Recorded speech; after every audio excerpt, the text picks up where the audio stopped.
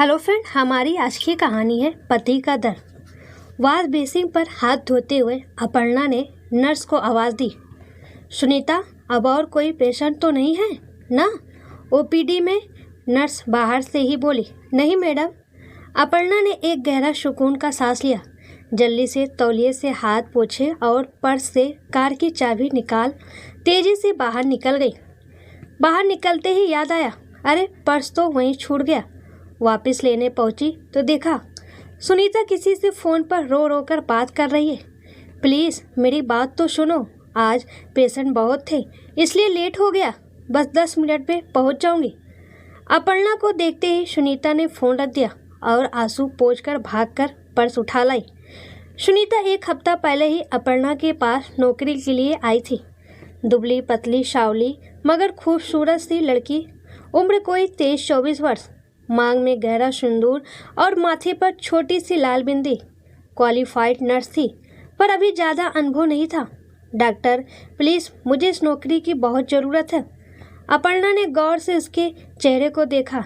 एक अजीब सी लाचारी और दहशत थी उसकी इशारा गड्ढों में घुसी आँखों में। अपर्णा ना कर सकी उसे। अब मैं जाऊँ मैडम? हाँ हाँ जाओ, कहकर अपर्णा ने कार के दरवाजे में चाबी लगाई। सुनीता की रोती हुई आवाज़ मगर देर तक उसके कानों में गूंजती रही।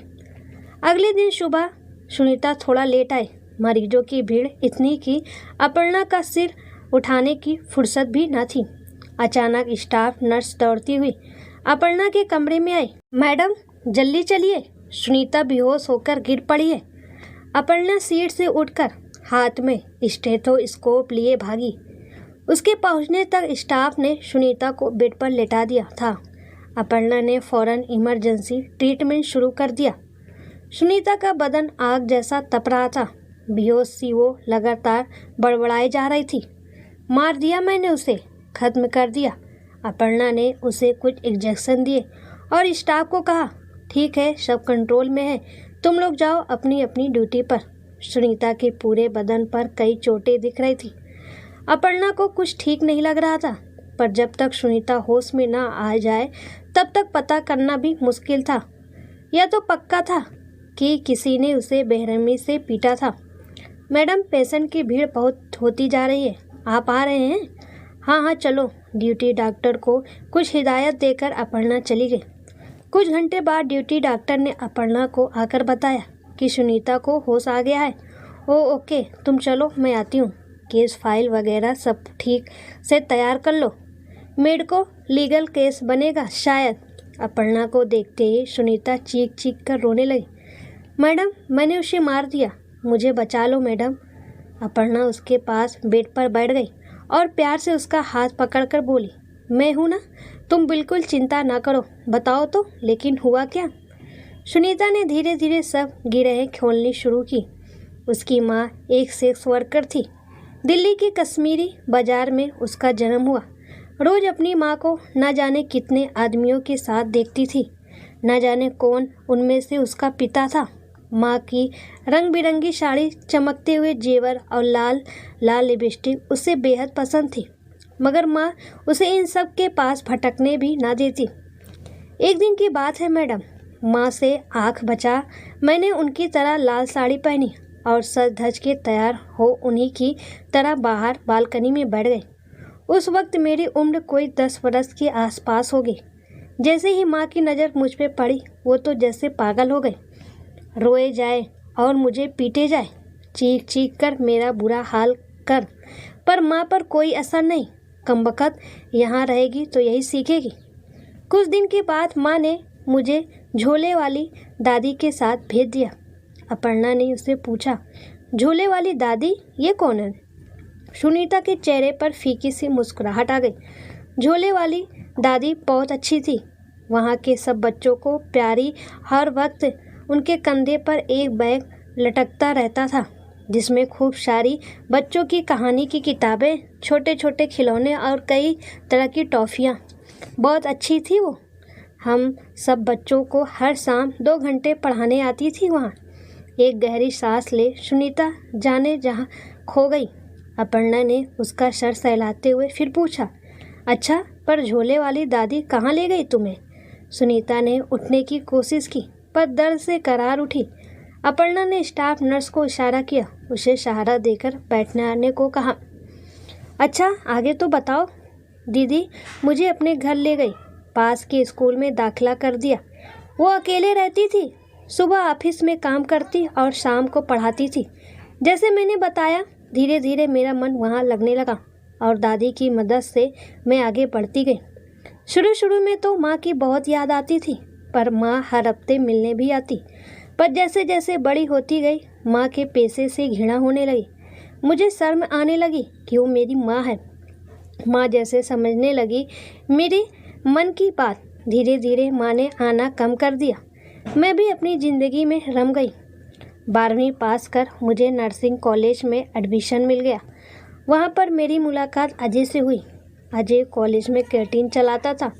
बातों बातों में पता चला कि अजय के माता पिता का देहांत हो गया था जब वो सिर्फ 6 वर्ष का था। उसे उसके चाचा चाची ने पाला पोसा। यह कैंटीन उसके चाचा ने ही उसे खुलवा कर दी थी। अक्सर वो अपने माँ पिता की बात कर भावुक हो उठता।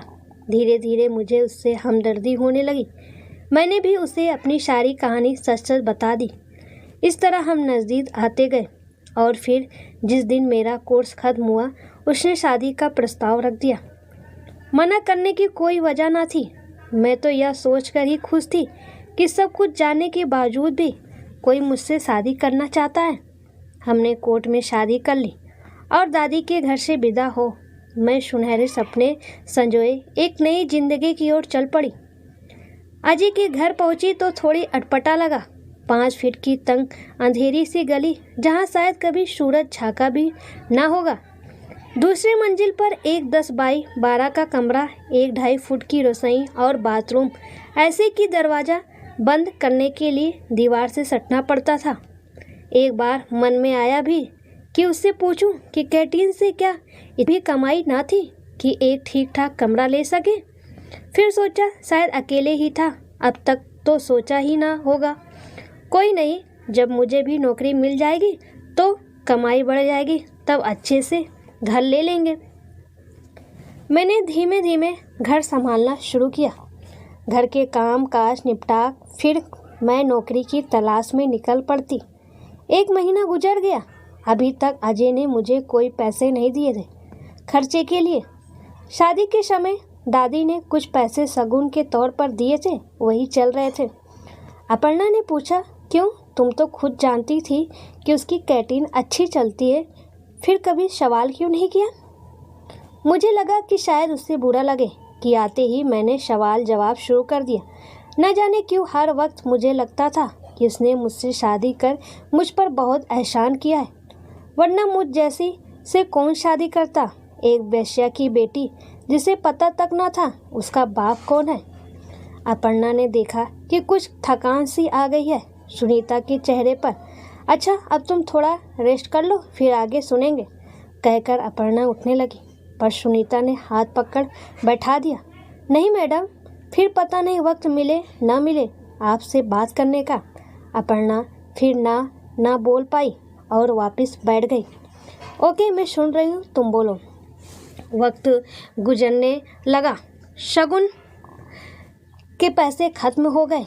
मुझे कोई नौकरी भी नहीं मिल पा रही थी। नई फ्रेशर थी तो कोई रखना ही नहीं चाह रहा था।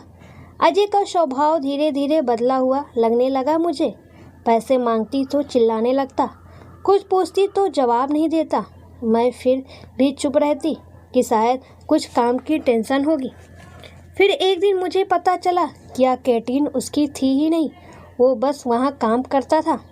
ओह, ये किसने बताया तुम्हें? अपर्णा ने चौंक कर पूछा।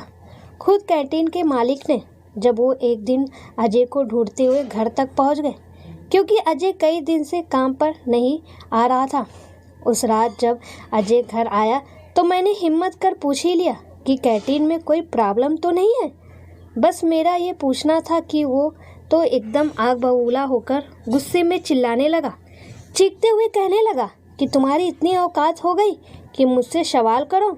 मैंने तुम पर तरस खाकर शादी कर ली, वरना एक बेश्या की बेटी से कौन ब्याह करता।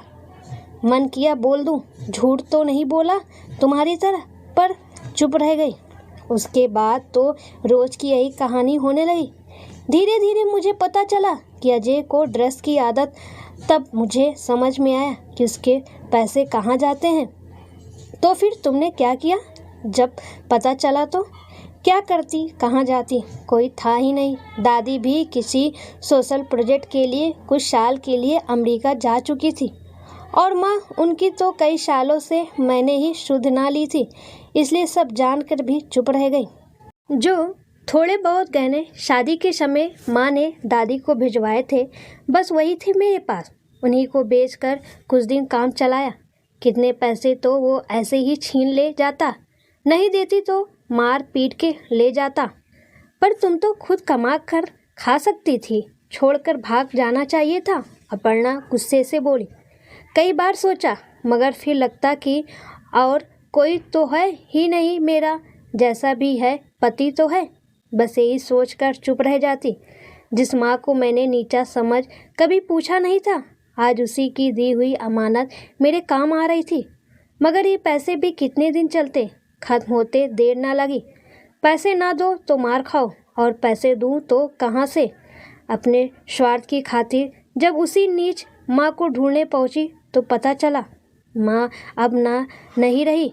बहुत रोई उस दिन में, पश्चाताप के आंसू आज तक नहीं थमे। कहते कहते सुनीता का गला रूठ गया और वो रुक गई।